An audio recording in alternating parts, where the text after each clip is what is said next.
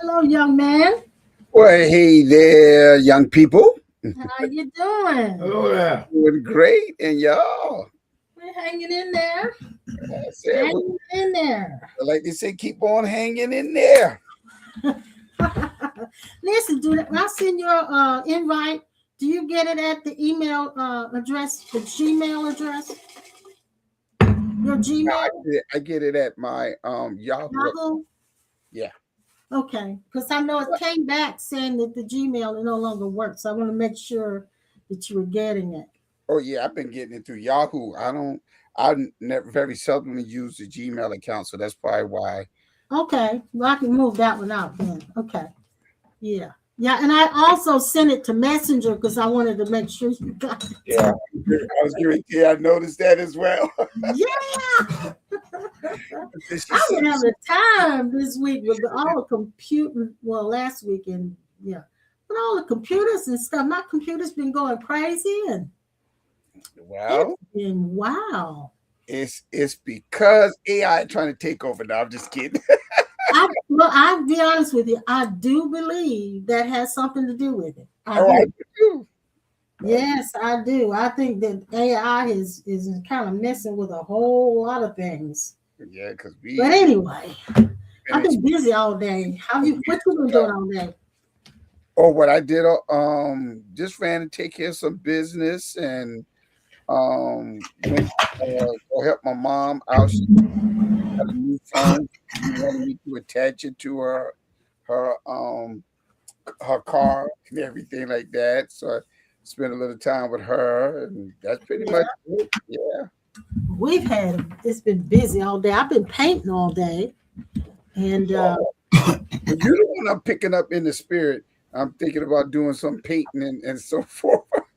yeah, we're trying to spruce up the house so that we can get a good appraisal, of course. And so I've been painting shutters and all that today, sanding and painting and caulking, and then we had some guys came in and put the ground outlets in the plug areas. We have to have that too. And let's see, what else did we do? Got the plumber coming tomorrow Mm-hmm. and the cement man coming tomorrow. Mm-hmm. Wow. We've been busy. We've been busy. I got a lot going on. A lot. A lot, a lot, a lot. Dad's been kind of quiet today. He hadn't been feeling real good. You feeling okay right now? Slow. Slow, but you're here. You're Mm-hmm. here. Mm-hmm. Well, let me see who else is here. We got you, Dad. We got You think so? you. Yeah, we got you. Pastor Norman is here. For those of you who don't know who this young man is, he is our spiritual son in South First time I ever Carolina. met him. And he has a wonderful ministry there in South Carolina, Moncks Corner, South Carolina, Bold Ministries. And he is doing a wonderful work. We love him dearly. He comes to speak with us every Tuesday. He think he available. grown. So for those of you who've never met him before, this is who this young man is. He ain't grown yet. I ain't grown. I just think I grown. And for those of you who don't know who we might be, we are the Sawyers. I'm Tony. I You're don't know not them a either. Sawyer. What are you now? I don't know. Okay, well, you heard it. You heard it. I don't know what I am. He doesn't know what he is right now. Okay. Then my sissy and my brother-in-law. I don't know them either. I Hey, don't know sweetie them either. pies. Bro Kessler is here. Hey, Bro K. I've seen that man And before. then there's Dee Dee. Hey, Dee Dee and I George. don't know George.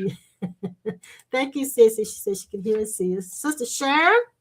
How So are Sharon you? used to live in my neighborhood, but I still don't know who she I've had is. you on my mind quite a bit, young lady. Is everything all right? Everything going good for you? Or is it just fantastic and I'm just picking up the vibes?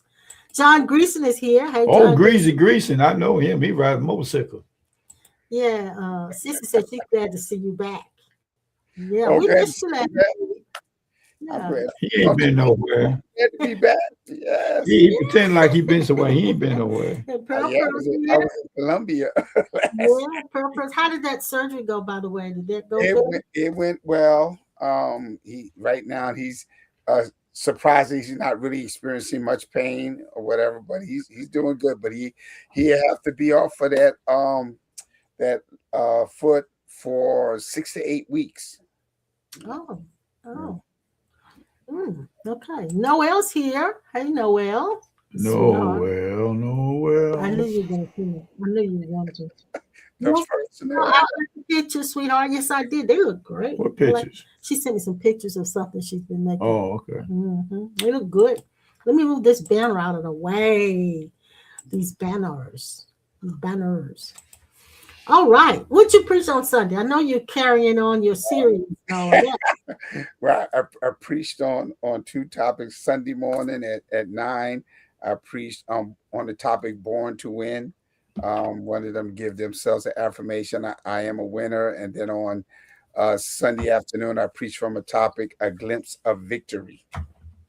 A glimpse of victory, you said? Victory, right. Mhm. Oh, how do you have a glimpse of victory? Tell me about. Well, I was talking about how we, in many cases, we have to have a visual of victory before we actually experience the victory. And so Hmm. that's what I was talking about, getting a glimpse. And so I was using in scripture concerning Caleb and Uh-huh. how the word came to him through Moses in the book of Deuteronomy concerning what the Lord had promised him. Okay. And so it was 40, when we pick it up again in the book of Joshua, chapter 14, we find out is now 45 years later. And Mm. he's reminding Joshua of what the Lord had spoke through Moses concerning him when they went out to spy the land back in Numbers 13. And because he gave himself totally holy unto the Lord, wherever the sole of his feet, whatever territory that he wanted, it Uh-huh. would be given to him. And so he was 40 years old from the time he got the word. And when he finally possessed it, he was now 85 years old. So basically, I was sharing with everyone concerning how, especially for those of us that's gotten to a certain point in our lives where we think pretty much there's no more to accomplish the dreams that we had. We're too old to achieve it now, or that time has passed. And so I said, no, if Caleb was 40 years old and then 45 years later, he was able to obtain at 85 years old. And he said, just as the time that the word was given to me then, I am just as strong in faith and just as Mhm. strong in body Mhm. to Mhm. possess what was promised Mhm. to me. And so pretty Wow. much it's a spin-off off of the series I've been doing. Get up and go get your stuff. So pursue and go get your stuff. Good. Yeah. That sounds good. Yeah, Well, I got a lot of calls and Steve there was like, you know what, you really spoke to me because I am one of those that's in this place where I think time has passed me pass on. it by. Mhm. And Mhm. so I said, I want you to think about something. If you are still yet alive, there is a reason for you living. Yeah. So that tells me you have more, you still yet have time ahead of you to Yeah. accomplish certain things that you may desire to accomplish. So it is never too late. And that's the thing that we play with in our mind when we get to a certain stage in life and a certain age, we think it's too late to accomplish certain things. And so I explained to them concerning, and I'm still yet, even today, all I've been watching is barbecue shows, and I don't know. I've developed this passion for it, and you said, Norman, you need to go ahead and do something with it, and so I was sharing with them. It's never too late. There's some things that I'm discovering that I'm passionate about, that I love, and I'm going to try to do something with it. Yep. Mhm. Now you're talking about how people looking at life as if it had passed them by and not thinking that there's anything left for them to do, and that they're pretty much moving away from everything instead Mhm. of moving toward everything. But I feel the same way, except I have a different spin on it. Of late, I'm not so much concerned anymore about do, what I do in the earth, in the sense of what what I will accomplish or any of those kinds of things. While those things are very, very important, what my focus has been is who else am I supposed to meet? Mhm. So it's now my focus is on I must meet certain people. And that's why I'm still in the earth. Give you an example. This is really, it's not real spiritual or anything, but it's just something that happened today that was very coincidental, and it was not really a coincidence. And I realize that now. I just learned this week that whenever you have an old electronic printer or computer or any of those kinds of things, and you want to know how to get rid of it, I found out that Staples will take it and recycle it. Mm-hmm. And so I took my old printer to Staples. And of course, they give you rewards for it when you turn it in, and all of that works in your behalf whenever you buy something new. So the young lady that was helping me at the cash register, she said, "Oh, your name is Antoinette." I said, "Yeah, Antoinette is my name." And she said, and I was explaining to her that when I was in school and growing up, they called me everything but Antoinette. They called me Antoinette, Annette, Nettie Bum, all of those different kinds of names. So I call her Nasty Net. and so she said, "Well, my name is Antoinette." That's Nasty Net. And so she said, "My name is Antoinette," and she said, "My mom calls me Antoinette." Then when she get bad, I would call her Stinky Net. And so I said, "Yeah, but that's because it's a French name, actually." And I said that I had an aunt who liked French names, and she was trying to name me after my dad. My dad's name, Anthony. And the young lady said to me, she said, "My dad's name was Anthony." So it was so coincidental. And so now my focus is on, I know I had to meet her. There are certain people coming here now working on the house and all that. I know we have to meet them. So my focus is rather than, instead of being on what I'm going to do in the earth and what legacy am I going to leave? What am I leaving behind? What am I going to accomplish?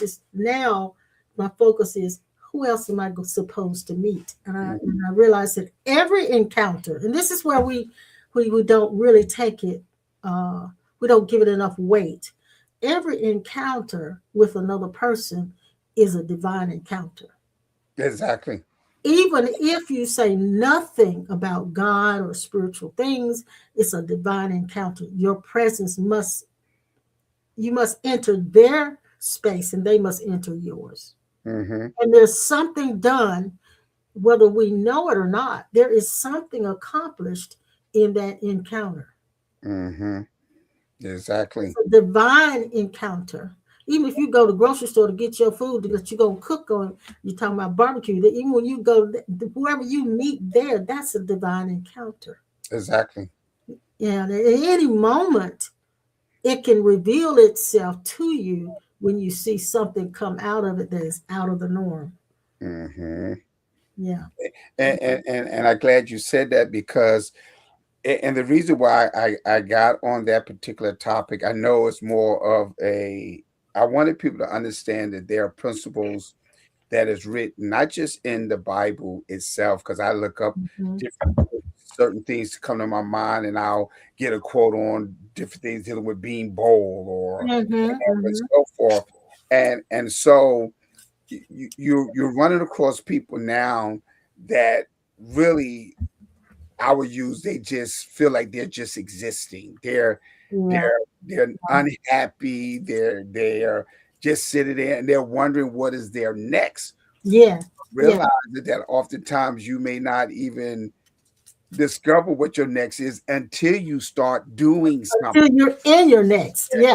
Exactly. And so I've been trying to encourage people to kind of encourage this. Don't wait for somebody. And and Dad is familiar with this, working out in the gym back during the time when we would work out in the gym.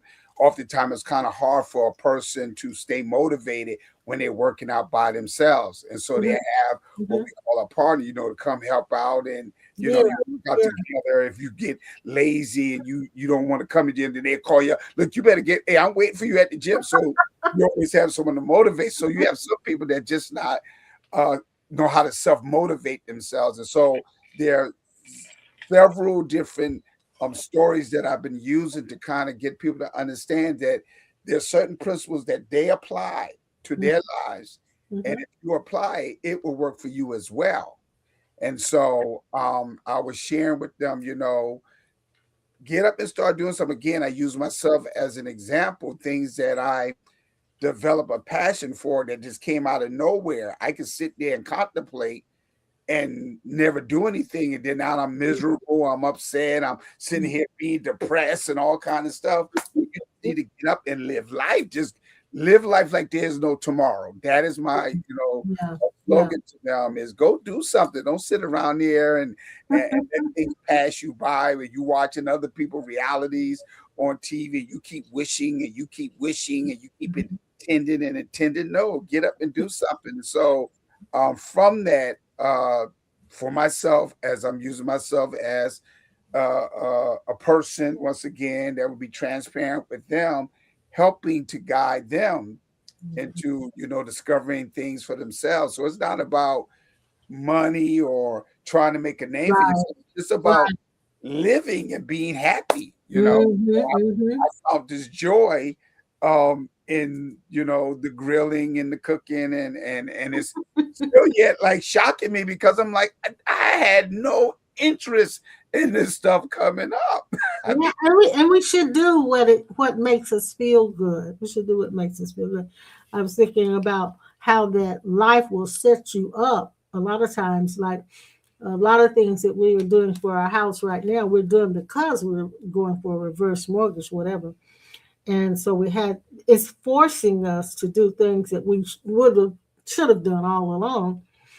But it's like sometimes life will set you up by throwing you a curveball, and you'll find yourself having to do certain things because life is getting you up and moving.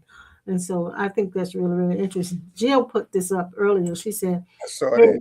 KFC Colonel began at 66. And I'm glad she shared that because I completely forgot about that. Totally. I mean, of course,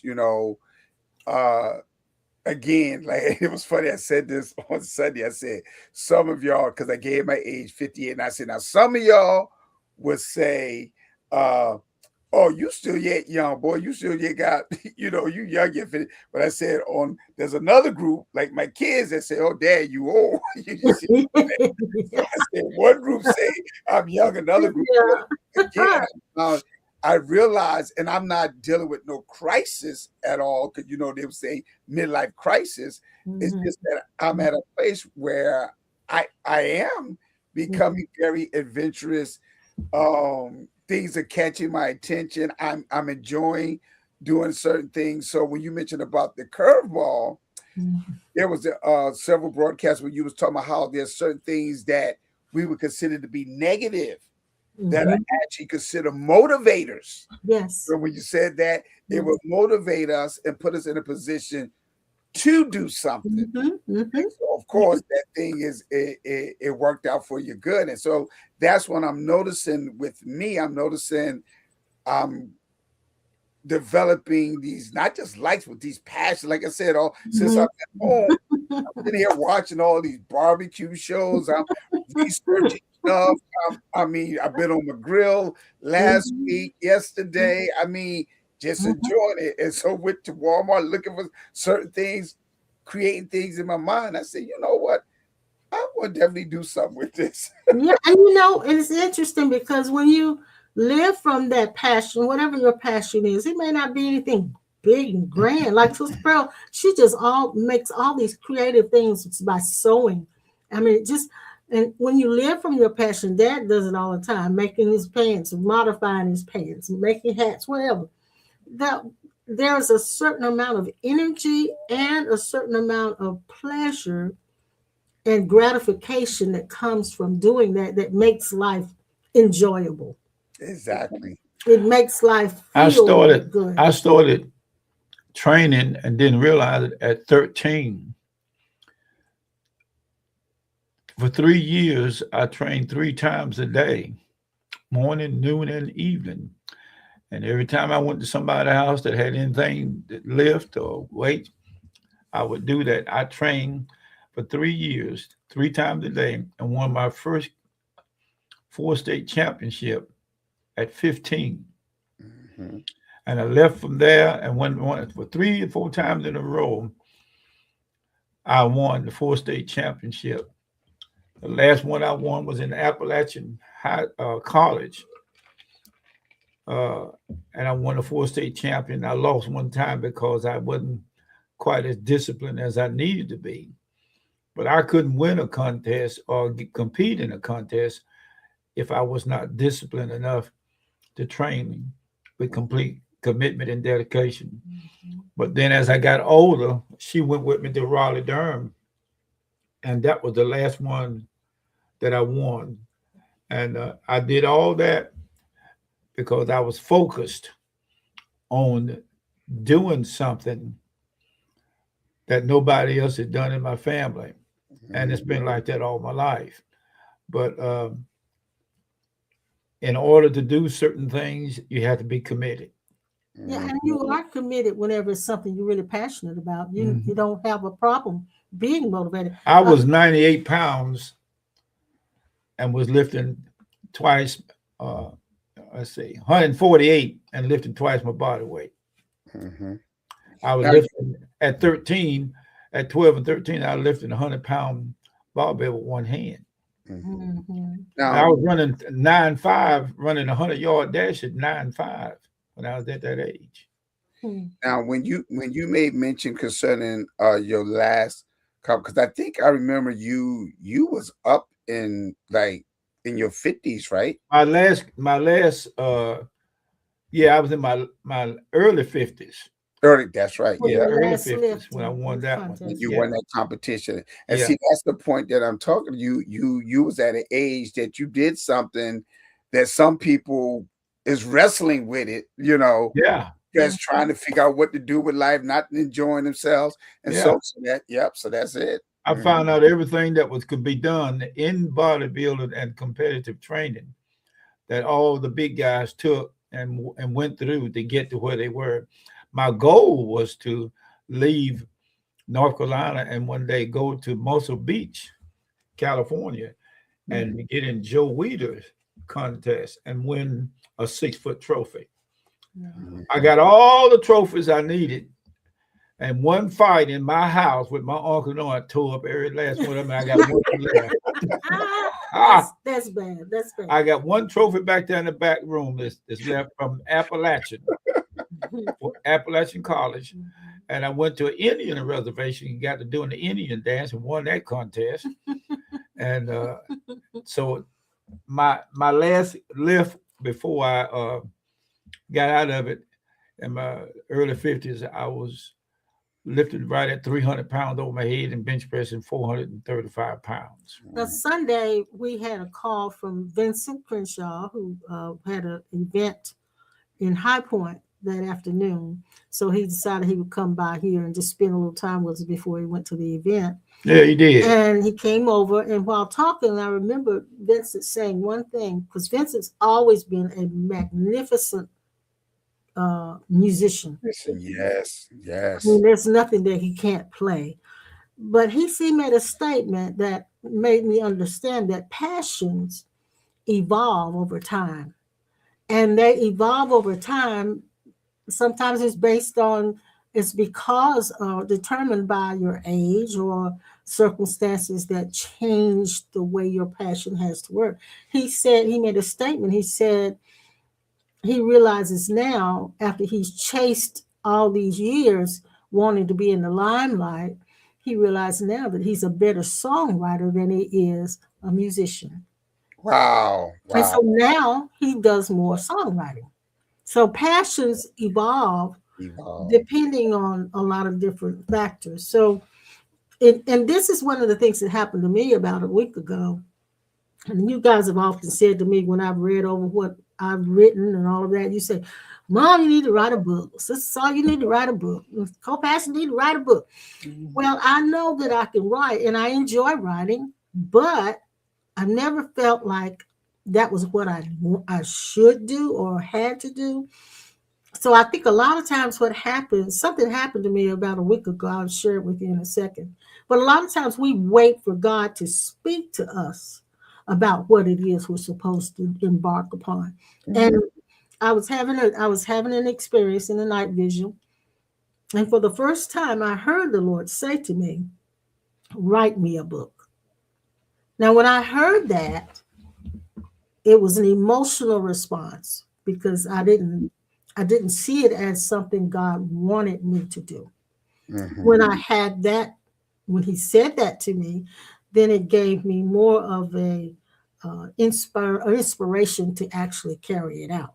And so, yeah, sometimes don't wait for God to speak. Just do what you're passionate about, and then you may hear it, or it may evolve into something totally different.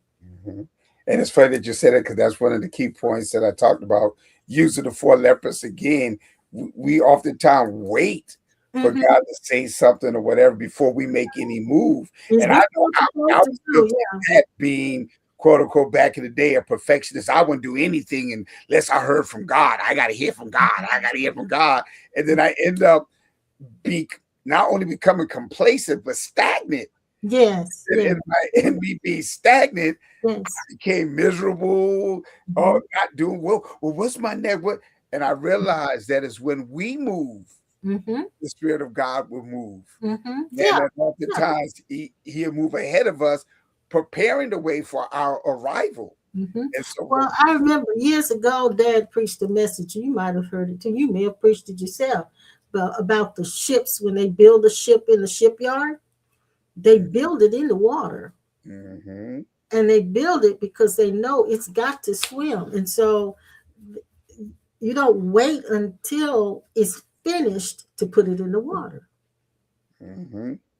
And that's another good point, because that's another thing that we always waiting for things that seem to be in a line or things to be right. We miss a lot waiting for things to line up. Yeah. And you would never take that step. You made me remember something. I remember speaking to somebody just recently who has met the love of her life, knows that it's the right one. They are perfect for one another. They both are so in love and so in the same vein and in alignment. And yet there's hesitancy there because she doesn't have the word from God that said this is the one, marry this one. No. Yes. I thought you was going to say, because I know I run across a lot of couples that they met the love of their life, whatever. But no, we want to wait till our money is right. That was what she was hesitant about. Oh, really? God didn't speak to her about certain things that she's waiting to line up. And so because of that, she's put everything on hold. She's missing so many wonderful days and hours, minutes. And it's passing. Waiting. Yeah, it's crazy. I left home to marry her. I couldn't stay where I was raised up and marry her. I had enough of where I was living. Listen, I'm going to get your mind off of that. Pastor Garrett said he remembers seeing your guns at the Y. Oh, you do? Mm-hmm. I don't remember seeing him. Well, he remembers you. I don't. Hey, I remember because it was in the 80s when, again, 86 when I joined the church. But I remember Dad, and there were several others, Marvin Criminy, all of them. A lot of the fellas that Cornerstone at that time was really motivated by Bishop, and we hit the gym. Yeah. Oh, man. And then Dad stopped doing any lifting for a long time, and then he hit the Eddie Long years where he went back into it again in his older years and wore some tight shirts and things. He beefed up again. We were in your 60s. Well, 50s, yeah. It was in the 50s. I call his Eddie Long days because he was dressed like Eddie Long. He was looking good though. He was buff. I remember them days. I could, you know what? And they tell me now. Pastor Gavin said you were training with Marvin. Yeah, that's right. That's right. I remember that, Mm-hmm. I always wanted my arms up to 20 inches, and I finally got it, but I gained a lot of weight doing that. And when you did that last spurt in weightlifting and you were in your late 50s, you were looking really, really good. Really good. Mm-hmm. I'm looking good now. That's right. Yes, sir. Yes, sir. Lordy, Lordy, Lordy, Lordy, Lordy. Now it's about not just looking good, but being able to be good and keep going. Keep going. Well, then when they say something to me in the doctor's office about therapy, I said, "Oh Lord, I done theraped all my life. I done theraped out. I know. They want me to do pulls and all that kind of stuff." And well, look, you said something a minute ago about you have to be committed. John Greason said sometimes he feel like he's being committed. oh, oh Lord, Only Mr. Greason. Yeah, Gary, the preacher was doing preacher curls. You're right. Well, when I got into it one time, I was working out and building training equipment. He didn't want to look like Santa Claus then. He just had it long days. He had a little short beard. He was nice. It's funny. I don't know why people want to compare. I remember that was in, I think 2022, 2023. My wife and I went to Atlanta for my birthday and our wedding anniversary, there. And so we walk in through the street, sightseeing and all. And the guy walked up to me and he started talking to me and stuff. And I don't know, I guess he was trying to hand me a track or whatever. So I was trying not to mention, me, because he just kept on and on and on. And I said, well, let me explain something. I know everything. I am a pastor. Yeah. And so he any long, because again, I was into the bodybuilding thing. And so I was real, and he was like, well, now let me talk to you about, because you know what happened to Eddie. And I'm like, look, just because I'm buffed don't mean I'm like, I have the attitude. So everybody want to compare you as a preacher that's buffed to Eddie Long. I know it.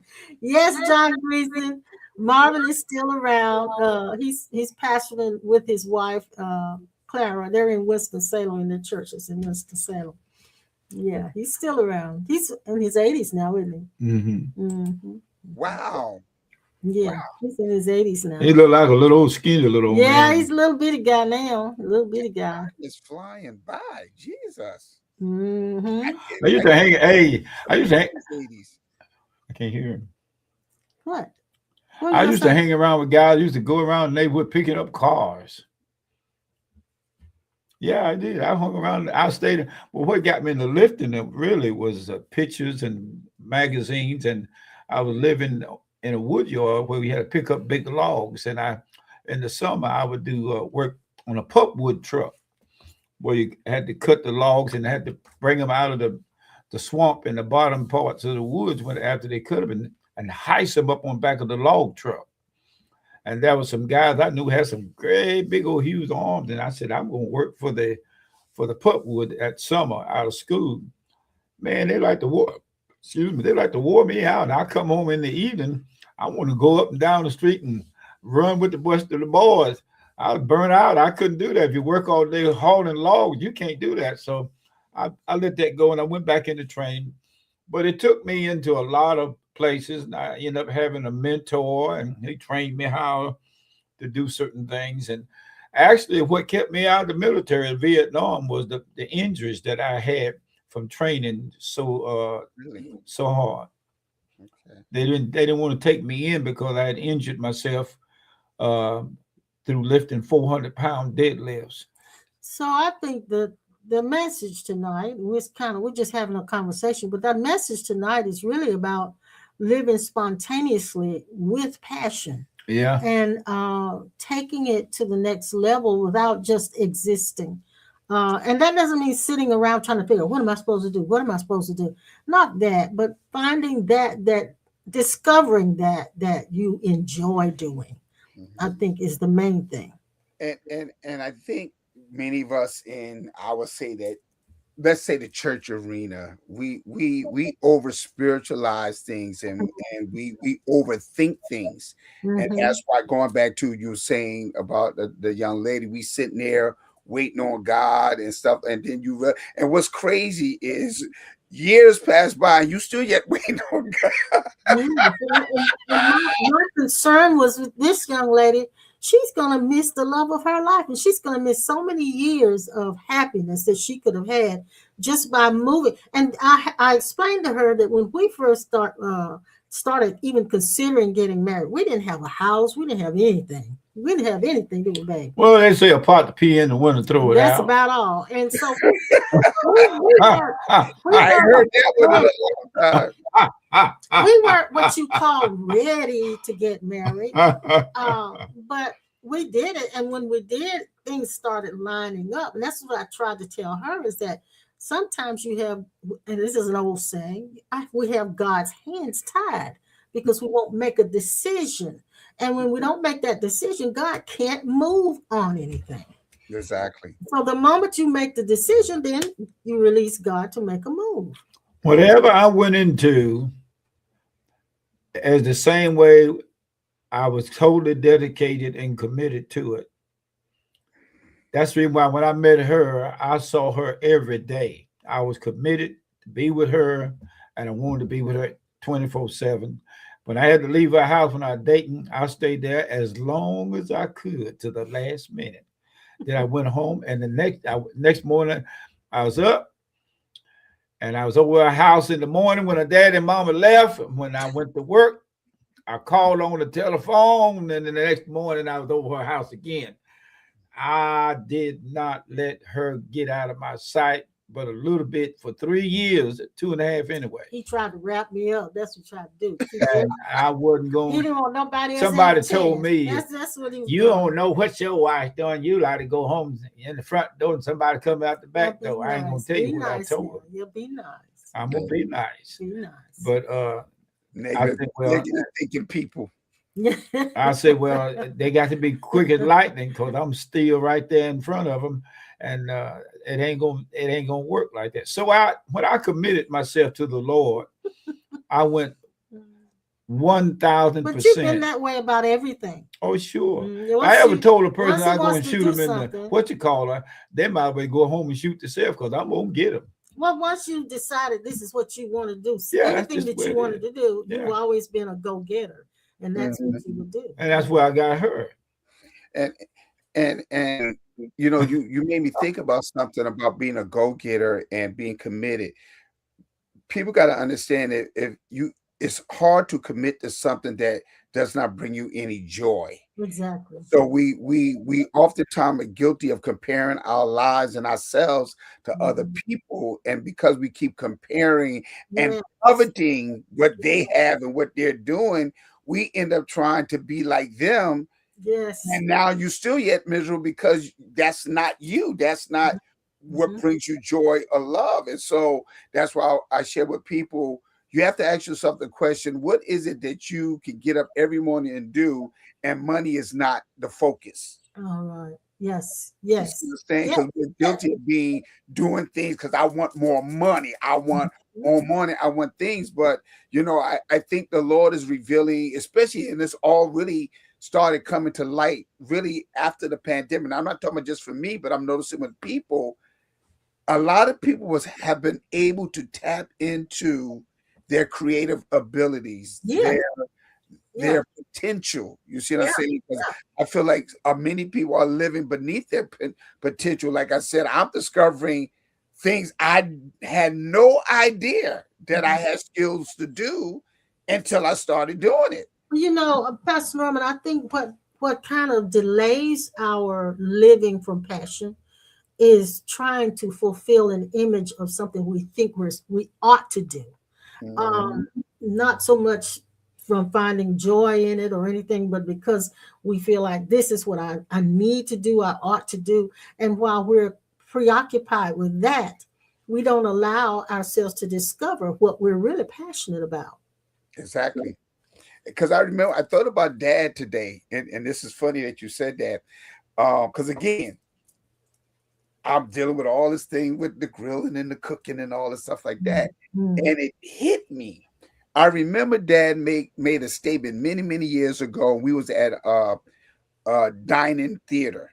Mm-hmm. And he had shared with us that was one of the things that he had always visualized of having a ministry Mm-hmm. where we Tables and yeah. be around and we can eat and he can minister and everything at the same time. And that came to my mind. And I thought about something, especially in our community, where Mhm. not only church, but it's always been food and fellowship that brought communities Yeah, together. yeah, So yeah. things are starting to make sense to me Mm-hmm. concerning That's right. what I'm starting to get involved in and Yeah, stuff like yeah. that. Yeah. Well, when you said something about what is it you wake up in the morning that you would love to do, whether you got paid for it or not, and I don't know why the thought came to me that somebody just said to themselves, "I like to eat," but there's these shows now of guys just going around eating different foods. The They food are critics, living their passion. food critics, They're exactly. living their passion. Yeah, yeah. And their arteries stopped up too. You know. And I don't know if she's on it or not, but believe it or not, my mom shared with me yesterday. She said, Norman, that message you did Sunday, that really opened my eyes to something. Because of course, with her baking and all the things that she do and stuff. And she said, I went home realizing, because she's 76, and she said, you know what? My life is far from being over. It's not She's right. still got a whole lot more life to live, and that's what I'm saying. And so that's why I tell everybody. Of course, we don't know. Tomorrow is not promised to anyone, but I made up my mind to get up every morning and live life like it. To the There fullest. is To tomorrow. the fullest. Yes. Yeah. Yes. To the fullest. And I think for myself, I kind of came to this. I call myself a late bloomer because a lot of the things that I've dreamed of doing way back in my earlier years, now I have more courage to do it. I'm more fearless and able to kind of push myself out there. And I didn't feel like I was capable. I didn't feel like I was I was adequate. And so all of those self-talk, my niece and I talked about that a week ago. The self-talk that we have in our heads is a lot of time the mind will talk against that you have a passion about. Will talk against those, I'll say, dreams, for lack of a better word, of being and doing a certain thing. And it's only because the mind is not an enemy. The mind is trying to protect you. It thinks it's trying to protect you, to keep you from being rejected, to keep you from being put in harm's way. So it will give you all the negative self-talk. It will give you all of that negative self-talk to keep you from putting yourself in that position.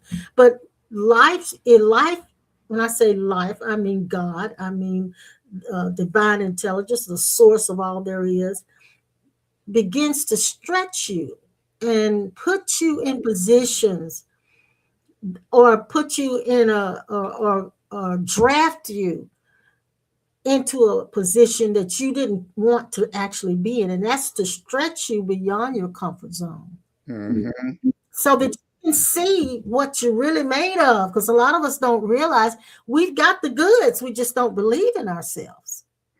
And that's it, the belief. And that's how we got on the thing about a glimpse of victory, believing in oneself, seeing. And like I tell people, it's one thing, because it said he that is whatever soever is born of God overcometh the world. Yeah. But I saw a different light, not just believing in God, but believing in oneself. You see, believing in all the abilities that God has given you.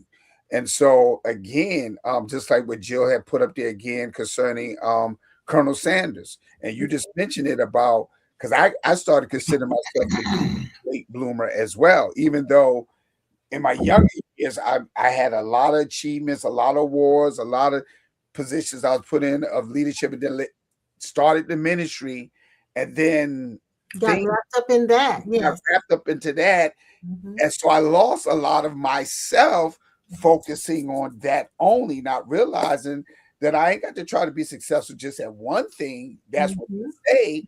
But when you got so many different layers of yourself and different abilities, why not tap into those? Why die?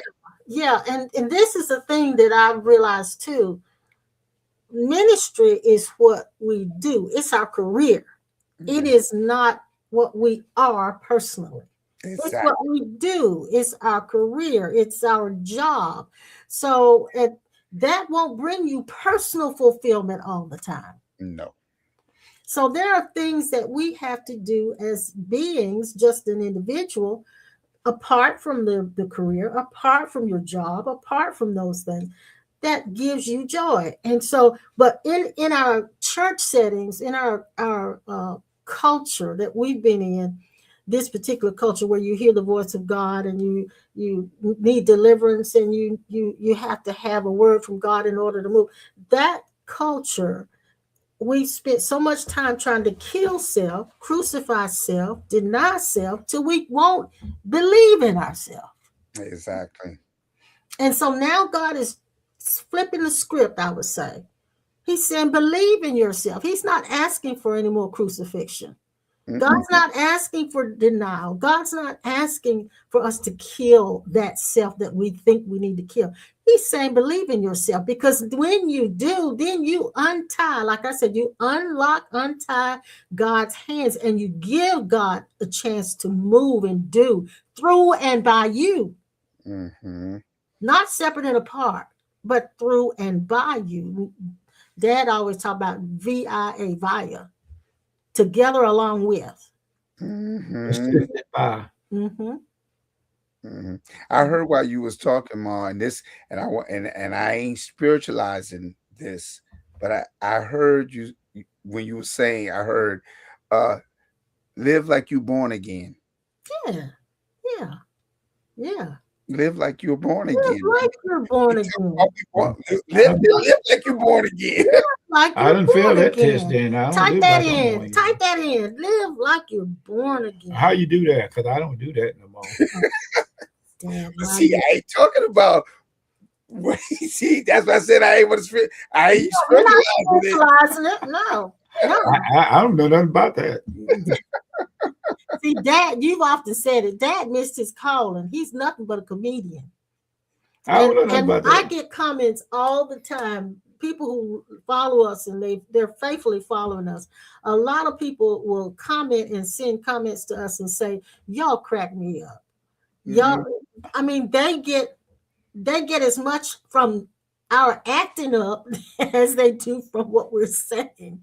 So it's okay. You got to just be yourself. I ain't being myself. Yes, you are. What self are you being? I ain't figured it out. He gets like this, and he wants me to. I don't know nothing about you. You want me to? I live with you. I told everybody in church I sleep with the pastor's wife. Yeah. And they didn't believe it. But I did, because I know I would. They did. I had to repent. I had to repent. I'm sleeping with the pastor's wife, and I'm the pastor too. Why are you talking about me so much now? Thank you, Sissy. Live like you're born again. Hey, he's still yet experiencing. I ain't born again. He's still yet experiencing Valentine. That's what. I decided I wasn't gonna be born again no more. That was hilarious. You know how we can quit being by born the way, I left the little stuffed animal sitting on the table. I looked around, baby girl had it playing with it. She done stole it. She took it. Bought her some candy and the little bear and some flowers, and looked around, and baby girl done took the thing and went to playing with it. Wouldn't let nobody catch her either. Running all over the house. Crazy thing. Yeah, baby girl said, you ain't gonna leave her out. No. Baby girl thinks anything fuzzy is her toy. Anything. But commitment is the key. Commitment in what sense? What do you mean, Dad? Whatever you go after, go wholeheartedly. So I went after. I didn't know if there ever was a thing, a new birth experience. So I wanted to meet Jesus. So I wanted to find out, was he real? So when I was little, I used to carry a Bible around in my pocket, even though I couldn't read it or understand what was going on. I was committed. And then finally, I run into a drunk guy in my house, and he told me, he said, when you pray, you're supposed to go in your closet. So I started going in the closet way back there when I was a little boy. And I quit going for a while because I got old enough and I got into other things. But eventually I went back to the closet. And I did not know that the closet was going to be a focal point of my life after I got older, and I was training commitment. I went to school for 12, 13 years, whatever it was, and never missed a day. Mm-hmm. They gave me a certificate, announced it in the over the classes, Mhm. and gave me a certificate in high school for having a perfect attendance. If I was sick, I went sick. If my nose bleed, I'd go there with the bleeding nose. Whatever was wrong with me, it did not stop me from going to school. And what was part of that was my family, where I was raised, didn't believe in letting you stay home if you were sick. If you You went, had to go. you had to go. I went sick, So come you home sick. so you really didn't want to go. You just had to go. Hey, I stayed in the only way I could get to the second grade. I stayed in the first grade till they tore the building down, and so they had the building up. Oh my gosh. So that's the only way I could move to the second grade. So I had to tear one building down, build another. So I was ready. So I went to school every day, rain, sleet, or snow. Didn't learn a thing. I didn't learn about one doggone thing. I want to ask this question of everybody. How many of you feel like life is throwing you a curveball right now, and you're being set up to discover what your next chapter is going to be, and how you can see, like you said, glimpses of Victory. Yeah. Mm-hmm, mm-hmm. And so what do you think when you raised your hand, Pastor Norman? Was that because certain things didn't work out the way you wanted them to, or what was the reason for you to think that you've been set up for that? It was a combination of things. Because like a curveball that's making reference to something unexpected that you were not looking to happen. And so everything was not like so much a negative thing that and that we use that terminology, like something bad happened or whatever. It's just something hit me by surprise, very unexpected. And it's funny because that was our theme 2 years ago, expect the unexpected. And so, like I said, there's been certain things, even with me, things that I'm discovering with me that's been like a curveball. I didn't know about my own self. That's it. It's not so much what you're doing. It's about, okay, I'm discovering this about myself. Exactly. And it feels really good. Yeah, it feels good. And Jill said it's a bit exciting, and it is. Like today, I got an email from the lender that I'm dealing with, and I just sent her an email back, and I said, I'm feeling a little bit overwhelmed, but excited too. So the two can coexist. You can feel overwhelmed and excited at the same time. Yeah. And something's working when that happens. Something is working when that happens. And that's the thing. I feel this positive energy. I mean, literally, like, can't wait to get up in the morning.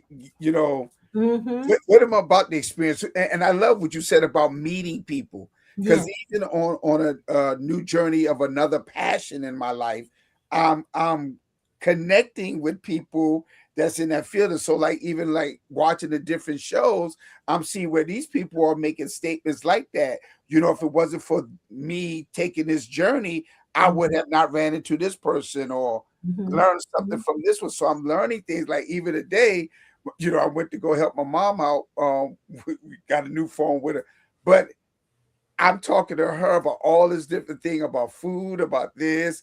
I took her, I did some smoked pork chops yesterday. And so I mentioned it to her yesterday. She's like, don't, I don't want to hear nothing. Don't say nothing to me. So I said, I'll bring you. So I took one over there to her today, and she was like, Norman, this is now, people got to understand now, my mom is a straight up, she may not, and we can say it right, but I'm just being honest. My mom is a straight up, she could be a professional. She could have her own catering business, all these different things. And so for me to hear that from her, I'm looking at her like, Mom, you serious? She said, Norman, look, whenever you do pork chop, this is so tender, this is that and that. So I walked away, left the house, and I'm like, Yeah, the validation. Consider this, you know. And so God is giving you the validation that you need. Yeah. Yeah. So the I head. don't remember about no pork chops. That No, would be good right now, wouldn't it? That pork chop no, sounds I'm good. gonna make them laugh because the show I've been watching right before we got a broadcast, they had tomahawk. I said, boy, if Dad saw this right now. Indespicable. Pearl says this. Thank you, Pearl. She gave us through some energy in there, some spiritual energy. She said that's because today was a shifting in the Earth's energy because of the lunar year today. Yeah, Ramadan starts tomorrow. I wasn't aware of that. That is so funny because that actually Ramadan starts tomorrow. Okay. And so for her to put that up there, and I actually was reading that. Can you give us a little insight as to what that means? I mean, I don't know a whole lot about it. Well, it's a religious holiday, just like for tomorrow will be actually Ash Wednesday for the Christian religion, where you begin the 40 days of Lent leading up to Christ's resurrection and stuff. Okay. Ramadan it deals with the lunar year. And so there are other different religions that deal with Ramadan and so forth, but she actually is right. It's an indication of a new moon shift that has occurred. Yeah. That's good. That's good. So take heed to what we're saying tonight. It might not sound mystical and everything, but I believe that the message is clear that God is waiting for us to get excited and to do some things that we really enjoy doing, and discovering different aspects of ourselves. And because we're discovering different aspects of ourselves, we're uncovering God moving in us in a different way than we have in the past. God now moving through you as a cook, as a chef. God now moving through, rather than as a speaker or as a minister, he's ministering through your cooking. Yeah, because you become a ribeye and a chicken and dumpling. So it's exciting. It's exciting. Yeah, you're a real chicken and dumpling man now. You got the steak in your hand and a fork in the other one, and you know how to burn. I'm trying to think, what did they call you two on Sunday? Chicken and dumplings. Chicken and dumplings. That's what I think. I get it with you. I'll pronounce you chicken and dumplings. Husband and wife is chicken and dumplings. Robert said that. Robert said he said I said it at his wedding. You did. You pronounced them chicken.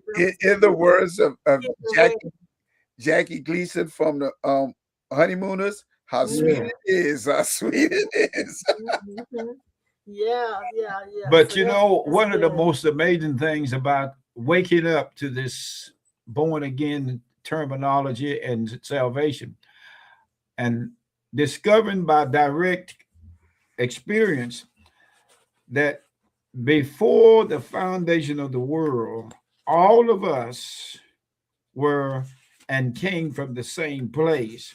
I didn't know that every one of us in this dimension, before we ever discovered getting saved to go to heaven, is where we all came from before losing our memories of where we came from before we got here. And where heaven lives within and that is all of us. And this thing about getting saved and going somewhere ain't nothing new, because where we came from was what we are talking about going back to. And I'm gonna tell you something. When I found out that everything from the weightlifting, bodybuilding, and everything that I went through, good or bad, I did not know that I had filled out a contract that took me through everything that I experienced in this world coming into it. Yes. Now that's hard for the mind. Now, one man I talked to today is working here at the house. When I told him that I had seen Jesus in person, most people in church think there's something wrong with you, and they'll say, Ain't nobody ever seen Jesus until they get saved. Mhm. Ain't nobody ever seen Jesus and lived through it. Well, that's the mind doing that, because your real Christ identity is where you came from. You came from your Christ self, Mhm. because you are, well, let's say it like this. You felt like you found God when you got saved, but you didn't find him. You discovered that Yes. you and God was always one Mhm. before Mhm. you got here. Mhm. Mhm. Mhm. Now that's right. something the man said today. That's hard for his brain to accept. I could Yeah. accept the fact that what he said was true. His brain ain't He was accepting it. honest about it. Yeah. His brain don't want it, but his His heart, his heart. eternal self, Mhm. is what it's all about. Yeah. And it's Exactly. more to it than what they're teaching in the church. I can tell you that. It is. It is. Yeah. Yes. The church ain't going to tell you that you were with God before you got saved. They're going to say, I gave my life to the Lord when I got saved. No, you can't just get in there and just say, I gave it. You've always been where God was before you woke up to find out how to get something that you already was. I mean, the person that we read most of, which is Paul, who was formerly known as Saul, who wrote Yeah. the fourth of the New Testament. I mean, think about it. He didn't give. He had the encounter, that Yeah. the awareness that Yeah. happened that changed him. So again, it's not, like you said. People got to understand, all of our journeys in this road of awakening is different. It won't. Some of us won't travel the same way, That's it. but we will all end up in the exact same destination.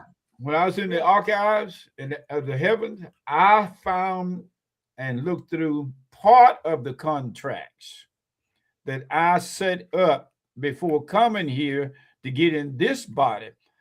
Different cups, same juice. I have always been the juice.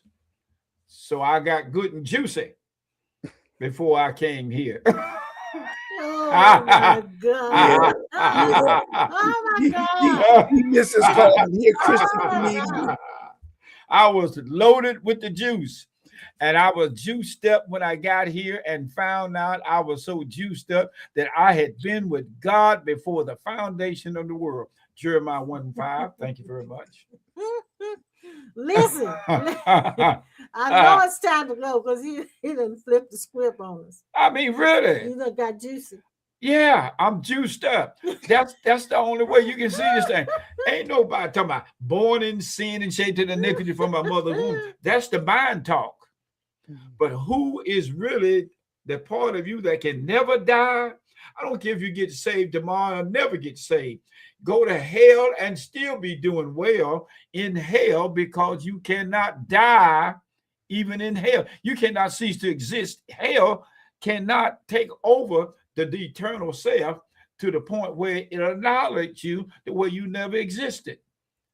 I always told people there's a back door to hell, and you done tore the front door down trying to get away from it. But if you go to hell, you're going to come out, but you ain't going to come out like people been telling you that you going to end up. If God can go to hell and preach to those that were in prison. Listen. What's that? Listen. What's wrong? All of those people that had near-death experiences and went to hell, they came out. Now you see what I'm talking They about? came out. They sure did. I done read about and investigated hundreds of them.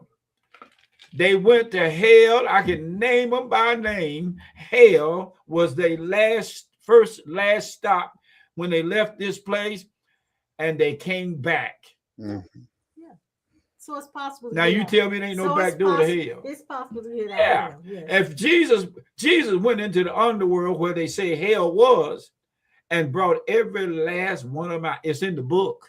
Yeah. Now, why are you preaching at the time we're getting ready to shut down? All right. I'm just telling you where we came from.